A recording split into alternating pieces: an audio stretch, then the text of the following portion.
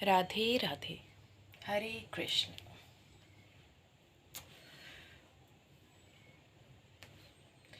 तेरी है ज़मीं तेरा आसमां, तू बड़ा मेहरबां, तू बख्शिश कर। सभी का है तू, सभी तेरे, खुदा मेरे तू बख्शिश कर।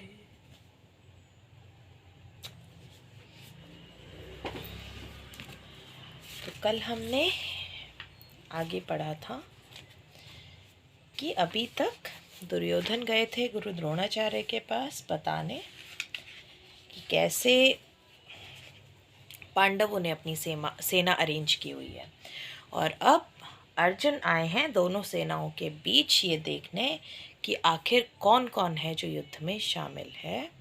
और श्री कृष्ण ने उनसे अंत में मजाक की तरह कहा है कि कहीं तुम ये तो नहीं सोच रहे कि तुम युद्ध नहीं करोगे। तो अब हम आगे बढ़ते हैं। तत्र पश्यति स्थतान् पार्थः पितृनथ पितामहान् आचार्यान् मातुलान् भ्रातॄन् पुत्रान् पौत्रान् सखीं तथा श्वशुरान् सुहृदश्चैव सेनयोरुभयोरपि। यहाँ से जो थोड़ा थोड़ा मुझे समझ आया वो इतना समझ आया कि वहाँ पे फादर्स, ग्रैंडफादर्स और सन्स, ग्रैंडसन्स सभी लोग मौजूद हैं। तो आगे हम पढ़ लेते हैं। There Arjuna could see within the midst of the armies of both parties his fathers, grandfathers, teachers, maternal uncles, brothers, son, grandson, friend, and also his father-in-law and well-wishers. सब कोई वहाँ पे मौजूद है। अब उन्होंने जब दोनों आर्मीज़ की तरफ देखा, उन्होंने देखा कि उनके पिता, दादा, गुरु, मामा, चाचा, भाई, बेटे, पौत्र, दोस्त, ससुर और उनके सभी वेल विशर्स भी वहाँ पे मौजूद हैं। On the battlefield, Arjuna could see all kinds of relatives. He could see persons like Bhurisrav, who were his father's contemporaries, grandfathers Bhishma and Somdar, teachers like Dronacharya and Kripacharya, maternal uncles like Salle, Shakuni, brothers Duryodhan, sons like Lakshman, friends like Ashwathama, well-wishers like Kritvam, etc. He could see also the armies which contained many of his friends. तो यहाँ पे उन्होंने ऐसी कई armies देखी, कई वहाँ पे खड़े हुए जो सोल्जर्स थे वो देखे, और उसमें उनको पता लगा कि सभी उनके अपने हैं, जिनको वो अपना मानते हैं अभी तक। आगे बढ़ते हैं। तान समीक्षे स कौन्तेय सर्वान् बन्धूनवस्थितान् कृपया पर्याविष्टो विषीदन्निदं ब्रवीत्। When the son of Kunti, Arjun, saw all these different grades of friends and relatives, he became overwhelmed with compassion and spoke thus. अब जब उन्होंने देखा सारे जो उनके दोस्त, रिश्तेदार सब वहाँ पे हैं, तो उनका मन भर आया और उन्होंने कहा, दृष्ट्वेम स्वजनम कृष्ण युयुत्सुम समुपस्थितम सीदंती मम गात्राणि मुखम च परिष्युष्यति। अर्जुन ने कहा, Arjun said, my dear Krishna, मेरे प्रिय Krishna, seeing my friends and relatives present before me in such a fighting spirit, I feel the limbs of my body quivering and my mouth drying up. अब यहाँ पे अर्जुन क्या कहते हैं, मेरे प्रिय कृष्ण अपने दोस्तों और अपने रिश्तेदारों को इस तरह की युद्ध स्पिरिट के साथ, मतलब युद्ध लड़ने के लिए वो इतना ज़्यादा तैयार हैं, ऐसे देखने में से मेरी लिम्स तक जो बॉडी की हैं वो काँप रही हैं और मेरा जो मुख है वो सूख रहा है। Any man who has genuine devotion to the Lord has all the good qualities which are found in godly persons or in the demigods, whereas the non devotee, however advanced he may be in material qualifications by education and culture, lacks in godly qualities. अब यहाँ पे क्या बताया गया है कि कोई भी जेन्युइन भक्त, डिवोशन जो है, जिसका भगवान के लिए भक्ति है, उसमें वो सारी गुड क्वालिटीज़ कहीं ना कहीं होती हैं जो गॉडली पर्सन्स में या डेमी गॉड्स में मानी गई हैं. और वहीं दूसरी तरफ जो नॉन डिवोटी होते हैं, जो भक्ति से दूर होते हैं, वो चाहे कितना भी मटीरियली क्वालिफाइड हो, कितनी भी उनके पास डिग्रियां हों, कितनी भी उन्होंने क्वालिफिकेशन ले ली हो एजुकेशन की, कल्चर की, बट वो गॉडली क्वालिटीज़ में कम होते हैं. मतलब जो उनकी स्पिरिचुअल जो सेंस है वो उतना ज़्यादा डेवलप नहीं होता, वो उतना डिविनिटी उनमें नहीं होती.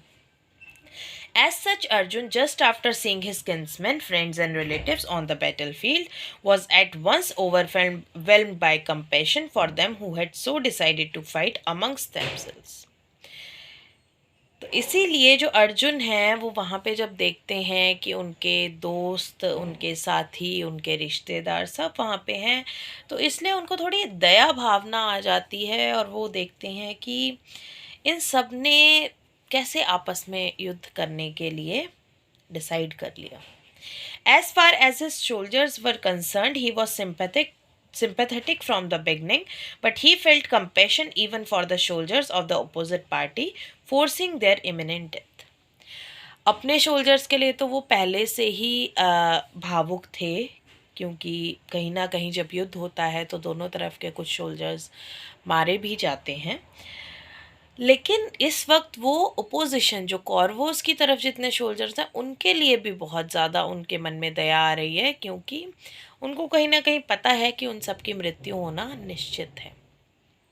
And while he was so thinking, the limbs of his body began to quiver and his mouth became dry. और जब वो ये सोच रहे हैं तो उनकी शरीर की हड्डियाँ जो हैं वो काँप रही हैं और उनका मुंह जो है वो सूख रहा है. He was more or less astonished to see their fighting spirit. वो कहीं ना कहीं देखना भी चाह रहे हैं कि आखिर कितना कौशल है, कितना युद्ध कौशल है इन सब में. Practically the whole community, all blood relatives of Arjuna had come to fight with him. और अगर प्रैक्टिकली देखें तो होल कम्युनिटी, जितना भी उनका पूरा खानदान है, वो वहाँ पे, जितना भी उनका, हम क्या कहते हैं, वो कुटुंब है. हिंदी वर्ड जो प्रॉपर हम यूज़ कर सकते हैं यहाँ पे, दैट इज़ कुटुंब. जो भी उनका वो पूरा कुटुंब है, होल कम्युनिटी है, यहाँ तक कि जो खून के रिश्ते हैं, वो सब वहाँ पे उनसे युद्ध करने आए हैं. तभी कहते हैं, साया बनकर साथ चलेंगे, इसके भरोसे मत रहना, अपने हमेशा अपने रहेंगे, इसके भरोसे मत रहना.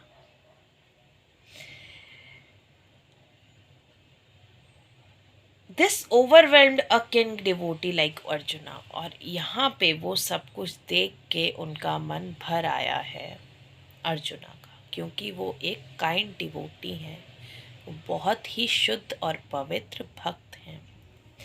Although it is not mentioned here, still one can easily imagine that not only were Arjuna's bodily limbs quivering and his mouth drying up, but he was also crying out of compassion. और यहाँ पे हालांकि वो चीज़ लिखी नहीं गई है, but हम सोच सकते हैं कि जब उनकी हड्डियाँ काँप रही हैं और उनका मुंह सूख रहा है, उस वक्त वो दया से भीतर ही भीतर, अंदर ही अंदर रो रहे हैं. Such symptoms in Arjuna were not due to weakness but to his soft-heartedness, a characteristic of a pure devotee of the Lord, it is said there.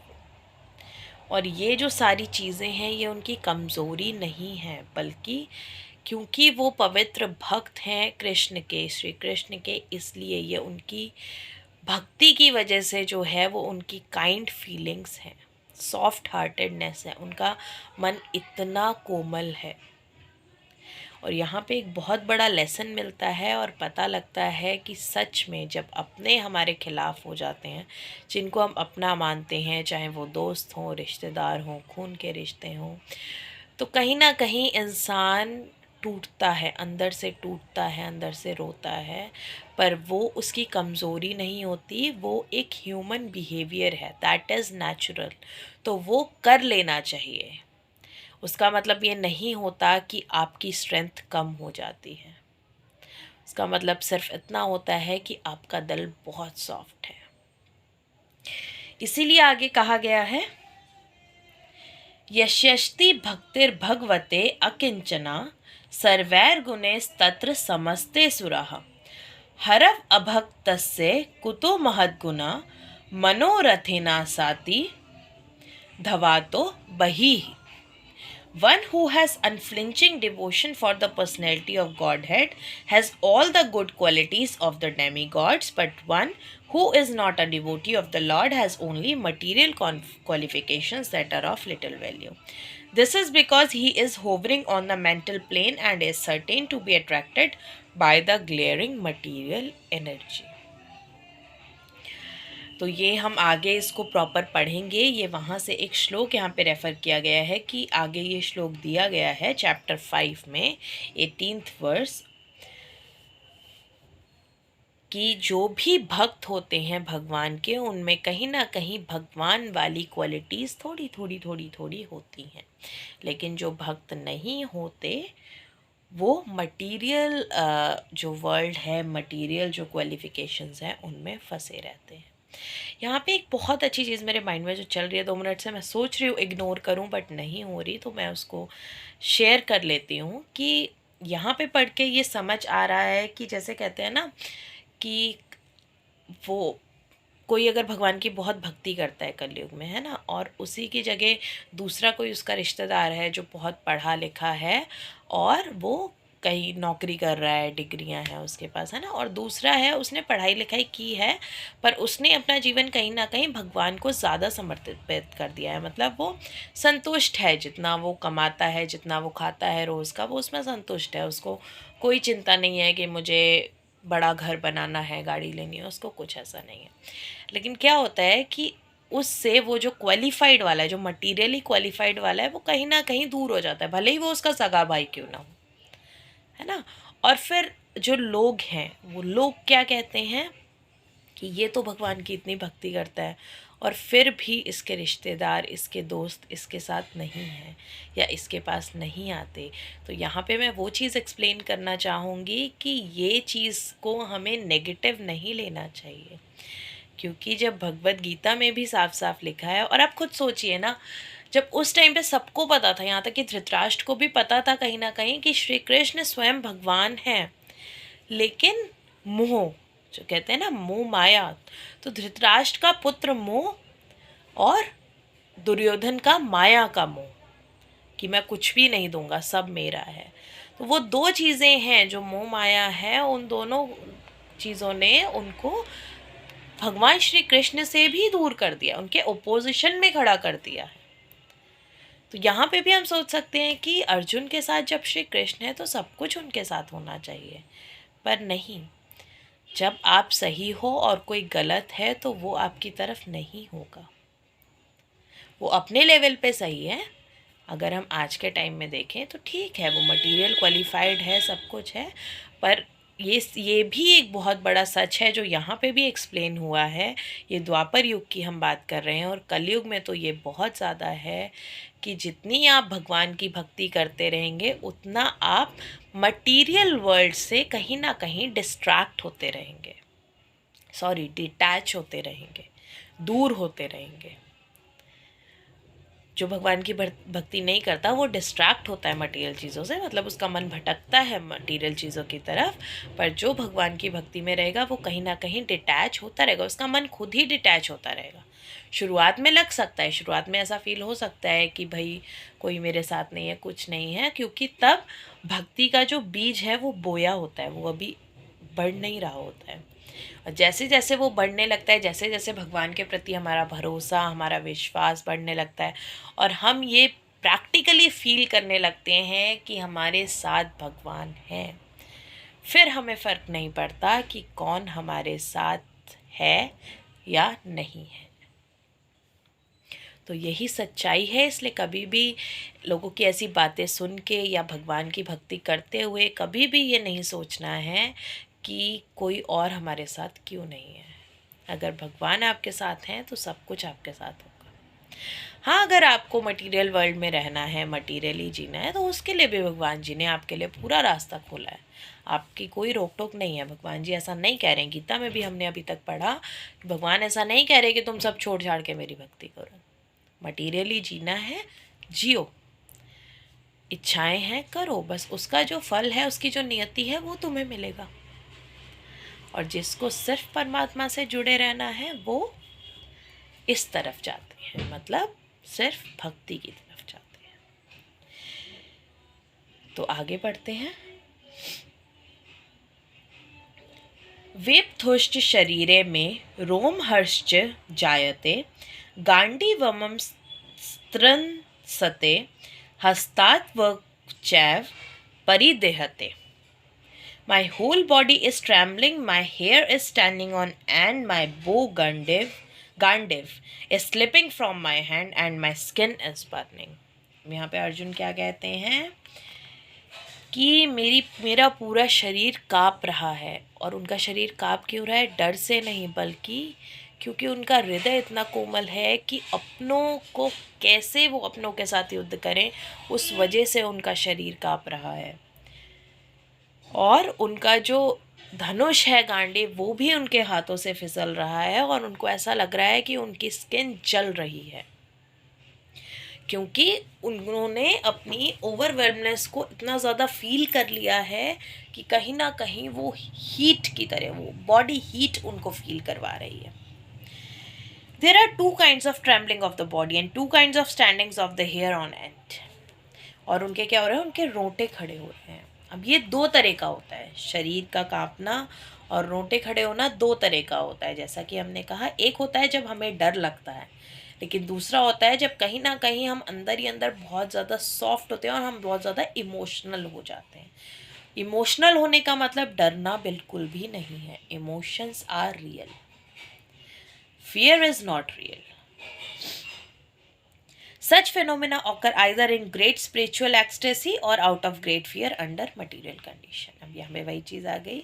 ऐसे इमोशंस कब आते हैं? या तो हम बहुत ज़्यादा इमोशनल हो रहे हैं स्पिरिचुअली, और दूसरी तरफ या तो हम बहुत ज़्यादा डर गए हैं जो हो रहा है उससे।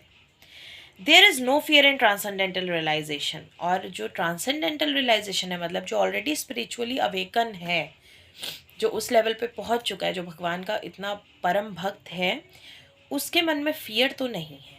Arjuna symptoms in this situation are out of material fear, namely loss of life. यहाँ पे सिर्फ अर्जुन का जो एक डर है, वो सिर्फ एक डर क्या है कि यहाँ पे कई जिंदगियाँ दाव पे लगी हुई हैं और कई जिंदगियाँ ख़त्म होने वाली हैं। और वो उनका डर कैसे है? इमोशनली उनका वो डर है, राइट। तो यहाँ पे हमने बात की, जैसे एक डर है कि उन्होंने इतनी बड़ी सेना देखी और वो डर गए, नहीं। उनका सिर्फ इतना डर है, चाहे वो ओपोजिशन हो चाहे वो उनके हों, कि कहीं ना कहीं युद्ध में जाने जाएंगी। This is evident from other symptoms also. He became so impatient that his famous bow Gandiv was slipping from his hands. और ये कैसे दिख रहा है? ये ऐसे भी दिख रहा है कि उनका जो धनुष है गांडिव, उनके हाथों से फिसल रहा है। और अर्जुन कितने बड़े धनुर्धर हैं ये हम सब जानते हैं, तो उनका हाथ तो इतना सा कांपता भी नहीं है, तो फिसलना तो दूर की बात है। And sorry, Radhe Radhe. And because his heart was burning with him, he was feeling a burning sensation of the skin. और क्योंकि कहीं ना कहीं उनका दिल, उनका मन जल रहा है, मतलब रो रहा है, वो फीलिंग इतनी ज़्यादा बढ़ चुकी है कि वो बॉडी हीट का रूप ले चुकी है, और इसलिए उनकी स्किन ऐसा फील हो रहा है उनको कि जल रही है।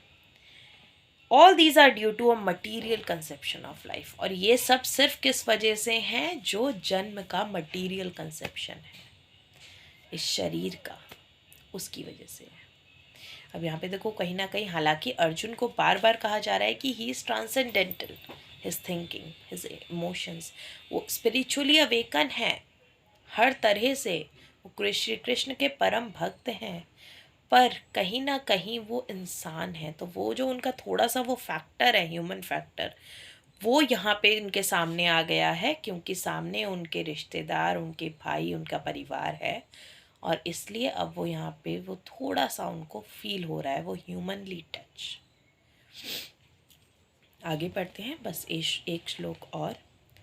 न च शक्नोम्य वस्थातुं भ्रमतीव च मे मनः निमित्तानि च पश्यामि विपरीतानि Keshav. I am now unable to stand here any longer. I am forgetting myself and my mind is reeling. I see only causes of misfortune, O Krishna, killer of the Kesi demon. अब यहाँ पे उनका नाम केशव है, हमने पहले भी पढ़ा था, क्योंकि उन्होंने केशी नाम के राक्षस को मारा था। तो यहाँ पे अर्जुन श्री कृष्ण से क्या कहते हैं, हे श्री कृष्ण, मैं यहाँ नहीं खड़ा हो सकता, मैं खुद को भूल रहा हूँ। अभी जो हमने पीछे क्या पढ़ा और मैंने आपको बोला जो चीज़, कि वो इतना स्पिरिचुअली अवेक है, स्टिल उनका ह्यूमन टच यहाँ पे आ गया है। और यहाँ पे वो ये चीज़ मेंशन कर रहे हैं कि मैं यहाँ खड़ा नहीं हो सकता, क्योंकि मैं खुद को भूल रहा हूँ। खुद को भूलने का मतलब क्या है, मैं जो वो स्पिरिचुअली अवेक हूँ, मैं वो भूल रहा हूँ। मैं नहीं याद रख पा रहा कि मैं उतना डिटैच्ड हूँ। यहाँ पे मैं कनेक्टेड हो रहा हूँ, मैं मेरा अटैचमेंट दिख रहा है मेरे लोगों के साथ, मेरे परिवार के साथ। और मेरा जो माइंड है वो रीलिंग, मतलब वो भटक रहा है, दिमाग मेरा जो है वो नहीं टिक रहा है, इट इज़ इम्पेशेंट, बहुत ज़्यादा इधर उधर बेचैन हो रहा है। और मुझे सिर्फ ये दिख रहा है कि ये कितनी बड़ी बदकिस्मती है कि मेरे सामने मेरे अपने युद्ध करने के लिए खड़े हैं और मुझे मेरे अपनों से युद्ध करना पड़ रहा है, अपने भाई बंधुओं से मुझे युद्ध करना पड़ रहा है। हे कृष्ण। तो श्री कृष्ण से अर्जुन ऐसा कहते हैं। Due to his impatience, Arjun was unable to stand on the battlefield and he was forgetting himself on account of this weakness of his mind. Excessive attachment for material things puts a man in such a bewildering condition of existence. Bhayam द्विति याभिनिवेशतः शयत, ये हम 11th chapter में पढ़ेंगे। सच fearfulness and loss of mental equilibrium take place in persons who are too affected by material conditions. और ऐसा जो attachment होता है वो उनके साथ हमेशा रहता है जो मटीरियली अटैच्ड होते हैं, मटीरियल थिंग्स से अटैच होते हैं। लेकिन अर्जुन का यहाँ पे खो रहा है और वो बेचैन हो रहे हैं, और इसलिए उन्होंने बोला मैं खुद को भूल रहा हूँ, क्योंकि वो कहीं ना कहीं खुद को अटैच्ड फील कर रहे हैं, वो डिटैच्ड फील नहीं कर पा रहे। Arjun envisioned only painful reverses on the battlefield, और अर्जुन ने कहीं ना वो सोच लिया है कि भविष्य में क्या होने वाला है। उन्होंने सोच लिया है कि जाने वाली है, यहाँ पे पता नहीं कौन कौन मरने वाला है। उन्होंने वो चीज़ सोच ली है, और वो सोचते ही उनका जो ह्यूमन माइंड है उसने उस पे कंट्रोल करना शुरू कर दिया है, क्योंकि वो इमोशनल हो गए। तभी कहते हैं ना, अपने इमोशंस पे कंट्रोल करो, क्योंकि जब हम अपने इमोशंस पे कंट्रोल नहीं करते हैं तो हमारा इमोशंस कहीं ना कहीं माइंड को ट्रिगर करता है, सिग्नल देता है, और हमारा माइंड हमारे इमोशंस को कंट्रोल करना शुरू कर देता है। He would Arjun and he would not be happy even by gaining victory over the foe. अब क्योंकि उन्होंने सोच लिया है कि ऐसा होने वाला है, तो अब ये यहाँ पे लिखा है कि इसलिए वो खुश भी नहीं हो पाएंगे जीतने के बाद भी, क्योंकि वो जीत किससे रहे हैं, अपनों से। The words nimittani vipritani are significant. When a man sees only frustration in his expectations, he thinks, why am I here? और ऐसा होता है जब हम कहीं पे पहुंचते हैं, जब कोई मनुष्य कहीं पे पहुंचता है और उसको ऐसा दिखता है ना कि इसमें सिर्फ लॉसेस ही लॉसेस हैं, यहाँ पे कोई फ़ायदा नहीं है, कुछ भी मिलने वाला नहीं है, तो क्या होता है, वो फ्रस्ट्रेट होता है और वो सिर्फ ये सोचता है कि मैं यहाँ पे क्यों हूँ। और यहाँ पे तो सिचुएशन वो है कि एक इंसान अगर सच में, अगर सामने परिवार है और कोई ऐसी बात है कि आप और परिवार एक दोनों के अपोजिट में खड़े हो, कोई नॉर्मल सी भी अगर चीज़ ले लें, कोई डिसीजन है और हम अगर अपनी फैमिली के सामने खड़े हैं, फैमिली उस बात के अगेंस्ट है और हम वो चीज़ बोल रहे हैं, तो हम कितनी जल्दी फ्रस्ट्रेट हो जाते हैं कि मैं यहाँ पे खड़ा ही क्यों हूँ यार। और उसके भी दो रीजंस होते हैं कहीं ना कहीं। एक होता है कि या तो हमारी बात ठीक लग रही है इसलिए हम ऐसा सोच रहे हैं। दूसरा होता है कि हमने वो जो सोचा है वो हमें बाद में लगता है कि नहीं यार गलत हो गया और मैंने कितना हर्ट कर दिया है अपनी फैमिली को। तो यहाँ पे अर्जुन का जो फ्रस्ट्रेशन है वो उन्होंने सोच लिया है कि यहाँ पे कितनी जाने जाने वाली हैं और युद्ध भूमि में और कोई नहीं, कोई पराया नहीं है, सब मेरे अपने हैं, मेरे दोस्त, मेरे रिश्तेदार, मेरे परिवार के लोग, मेरे भाई। और ये सब क्या कुछ क्या है, उनका human attachment to the bodies there. इसलिए वो कह रहे हैं मैं यहाँ क्यों हूँ। Everyone is interested in himself and his own welfare. No one is interested in the supreme self. और यहाँ पे इस युद्ध भूमि में मैं क्यों हूँ, क्योंकि यहाँ पे हर कोई अपने खुद के भले के लिए खड़ा है। यहाँ पे कोई भी सबके जन कल्याण के लिए नहीं खड़ा है। यहाँ पे हर कोई जो खड़ा है उसका कहीं ना कहीं कुछ ना कुछ अपना मोटिव है, अपना एम है, अपना वेलफेयर वो देख रहा है। क्योंकि अगर जन कल्याण सोचा होता तो कहीं ना कहीं दुर्योधन ने श्री कृष्ण का दिया हुआ शांति प्रस्ताव स्वीकार कर लिया होता और ये युद्ध की बारी ही नहीं आती। Arjun is showing ignorance of his real self interest by Krishna's will. और अर्जुन का अपना कोई भी मोटिव नहीं है और वो उस चीज़ को, इसलिए उनका इग्नोरेंस में वो चीज़ है, उनका कोई ऐसा सेल्फ मोटिव नहीं है क्योंकि वो श्री कृष्ण की इच्छा है। Once real self interest lies in Vishnu और कृष्ण।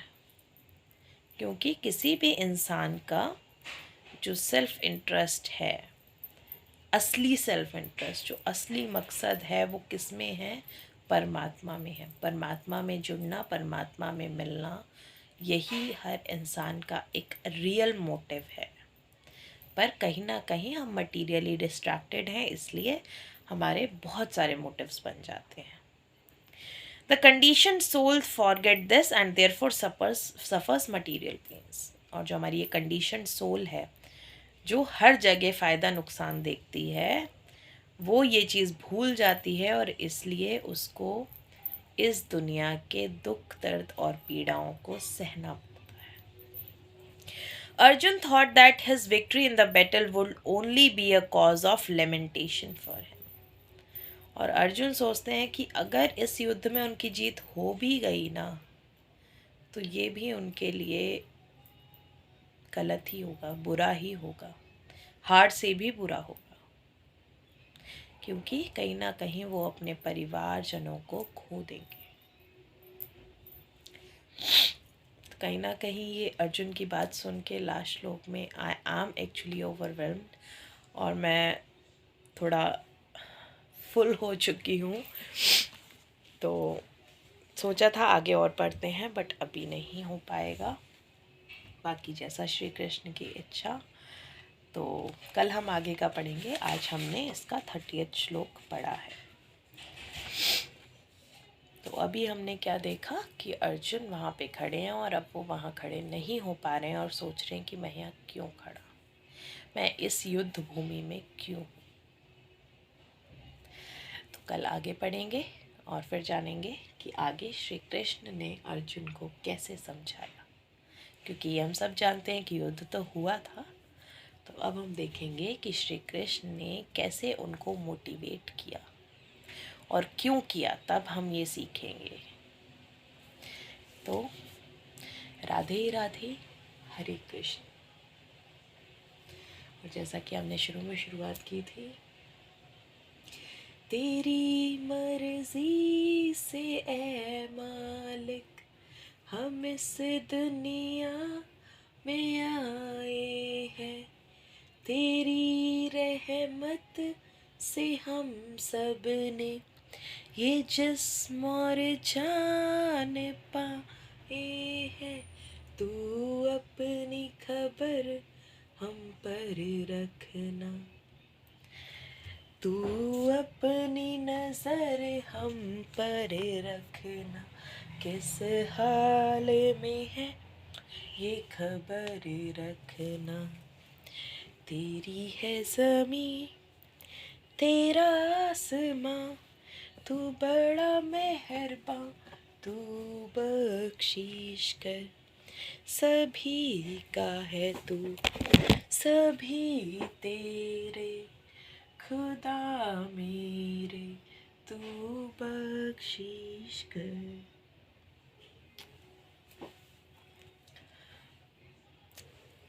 राधे राधे।